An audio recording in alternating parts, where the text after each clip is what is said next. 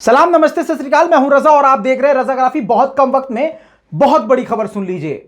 Russia ने यूरोपीय union को यानी यूरोपीय संघ को खुली धमकी दे दी है। जी हां, यूरोपीय यूनियन लगातार रूस पर प्रेशर बनाने में लगा हुआ है।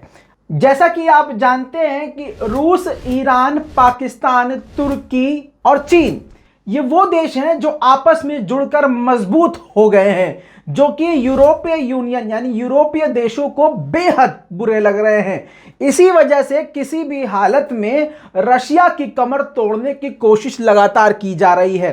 दोस्तों, अब रशिया की कमर तोड़ने का सबसे अच्छा हथियार उनके पास एक विद्रोही है जिसका नाम एलेक्सी नावल्नी है। जी हां दोस्तों, ये जो है सरकार का ही व्यक्ति बताया जा रहा है, विद्रोही बताया जा रहा है और ये जो है पुतिन का आलोचक है। जी हां, पुतिन के बारे में उल्टा सीधा बोलता है, आरोप उन पर लगाता है। रूस के कई सैनिकों पर भी ये कई तरह के आरोप लगा चुका है। यहां पर रोक के मैं सभी अंधभक्तों के मुंह पे जूता मारना चाहता हूं। अगर कोई भी बीजेपी का इंसान या मोदी जी को सपोर्ट करने वाला कोई भी व्यक्ति हो या खासकर कोई अंधभक्त हो, वो इस मैटर पे कमेंट करने की औकात नहीं रखता, क्योंकि ये उनका आंतरिक मामला है।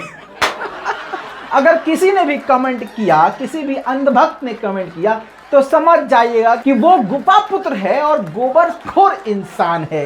इनकी यही औकात है। अपने मामले में तो हमारा आंतरिक मामला है और दूसरे के मामले में पक से अपनी नाक घुसा देते हैं। ये इनकी औकात है, इसीलिए इनको गोबरखोर कहा जाता है। दोस्तों, अब ये जो विद्रोही है ये पुतिन की फुल आलोचना करता है, पूरी तरह से हर मुद्दे पर उनको गलत साबित करने की कोशिश करता है और ऐसे व्यक्ति को यानी इस व्यक्ति को यूरोपीय यूनियन हथियार बना रहे हैं और बना लिया है। पूरी तरह से यूरोपीय संघ इस इंसान का साथ देने लगे थे, जिसके बाद पुतिन के माथे पर शिकन पड़ गई। उसके बाद रशिया की सरकार ने एक्शन लेते हुए इस व्यक्ति को अरेस्ट कर लिया। अरेस्ट करना ही था, ऐसा लगने लगा कि जैसे यूरोपीय यूनियन को इसी दिन का इंतजार था। फौरन पूरे रूस में ही प्रदर्शन शुरू हो गए। दोस्तों, जर्मनी, पोलैंड और स्वीडन ये तीन देशों के राजनायक यानी राजदूत रशिया की उस रैली में शामिल होते हैं जो पुतिन के खिलाफ थी।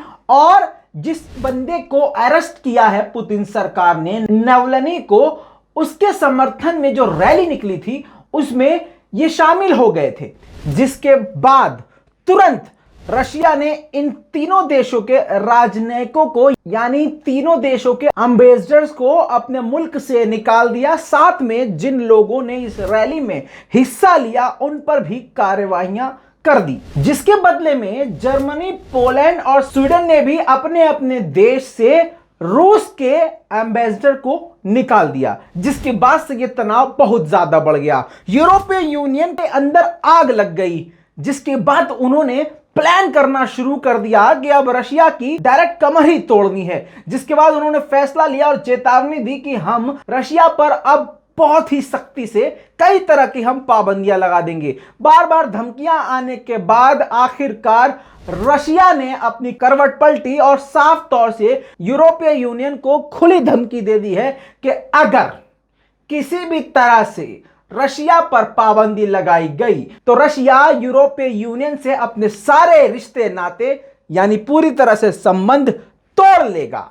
रूस के विदेश मंत्री सर्गेई लावरोव ने साफ कर दिया है कि अगर रशिया पर किसी भी तरह की पाबंदी लगाई जाती है तो यूरोपीय संघ को इसका भारी नुकसान चुकाना पड़ेगा। और हम नहीं चाहते थे कि हम दुनिया से अलग थलग पड़ जाएं, लेकिन अगर हम पर पाबंदी लगाई जाएगी तो हमें जंग के लिए तैयार भी रहना है और इनको मुंह तोड़ जवाब भी देना है। शांति बनाए रखने के लिए जंग में भी आगे होना जरूरी है। हालांकि हम दुनिया से अलग नहीं रहना चाहते थे, लेकिन अगर हम पर पाबंदी लगाई गई तो रूस पूरी तरह से तैयार है कि वो ईयू से यानी यूरोपीय संघ से अपना पूरी तरह से रिश्ता खत्म कर दे।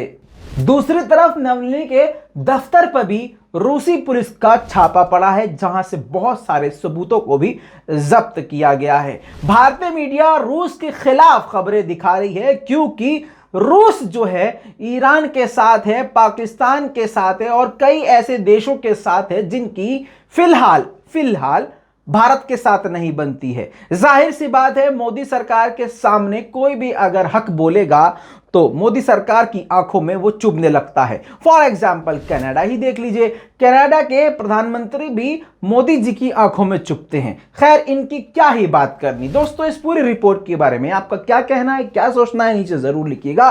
लाल बटन दबा के चैनल को सब्सक्राइब जरूर कीजिएगा। मैं हूं रजा, आप देख रहे थे रजाग्राफी। जय हिंद।